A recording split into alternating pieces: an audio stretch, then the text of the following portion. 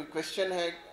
या कोई डिटेल्स आप क्वेरीज आप करना हाल रहेगी। हाजी सनाउल्लाह साहब खसूसी तौर पर शुक्रिया का मुस्तहिक है कि पिछली दफ़ा इन्होंने इस एग्जीबिशन के लिए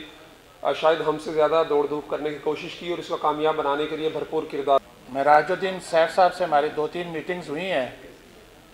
और इनकी ये थर्ड जो एग्जीबिशन होने जा रही है पाक चाइना फ्रेंडशिप सेंटर में। हमारी जो हज इंडस्ट्री है ये बड़ा आम रोल है इसका हमारी इकॉनमी में, चूँकि हम लोग इकॉनमी को देख रहे होते हैं। सफ़र के ऊपर रवाना होते हैं, वो सफ़र जो कि अकीदत का सफ़र है, वो सफ़र जो कि मोहब्बत का सफ़र है, वो सफ़र जो कि दिलों को खुदा की कुर्बत पाने का सफ़र है, नबी करीम के रोज़े के दीदार का सफ़र है। उस पर रवाना होने वाले लोग बहुत ही ख़ास लोग होते हैं, उनको खिदमात फ़राहम करते हैं। और इस एग्ज़िबिशन के ज़रिए जो 24 से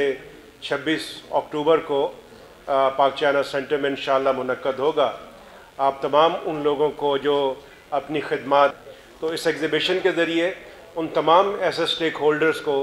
इकट्ठा किया जाएगा एक प्लेटफॉर्म पे, चाहे वो हज उम्रा टूर ऑपरेटर हैं,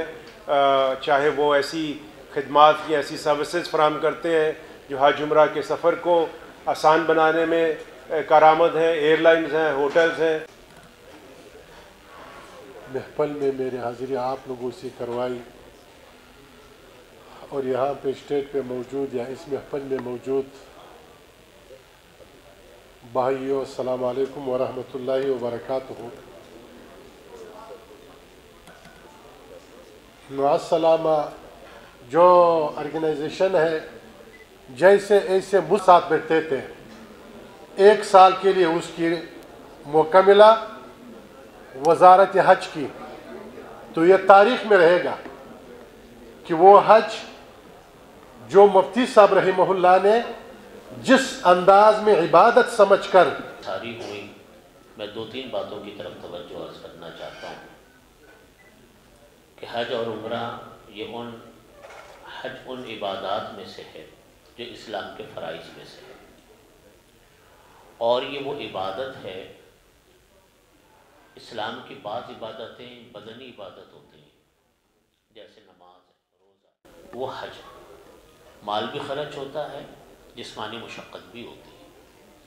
तीसरा अहम पहलू हज का ये है कि हम एक बहुत बड़े ऐसे इन्होंने जिस तरह के आज ये जो एग्ज़िबिशन के लिए जो लॉन्चिंग सेरेमनी का आगाज़ किया है, इसमें बहुत सारे जो स्टेक होल्डर हैं सबको दावत देकर एक अच्छा मौका फ़राहम किया है। मौलाना ज़ुबैर साहब ने जो बात की है, यानी ये सारे हक़ाइक़ पर एक ऐसी बातें हैं कि दोनों चीज़ों का ख्याल रखना ज़रूरी है, इबादत का भी और फिर कानून का भी, और बाकी एक मुल्क के एक सफ़ीर होने की हैसियत से जो हमारे हाजी जाते हैं या ज़ायरीन जाते हैं, उनको किस तरीके से वहाँ पर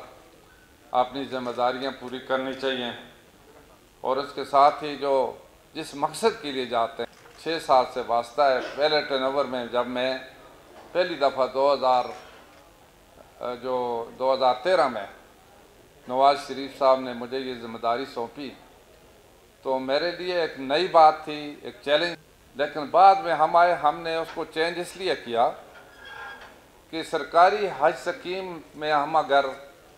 जिन लोगों को भेजेंगे उसमें अगर नहीं कर सकेगी, खिदमत भी नहीं हो सकेगी,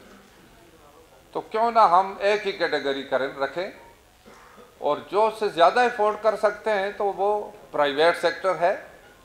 प्राइवेट सेक्टर के ज़रिए वो जा सकते हैं। टूर ऑपरेटर्स हैं, उनके पास बाकायदा ये कोटा मिला हुआ है, तो वो उसके ज़रिए अपना हज कर सकते हैं।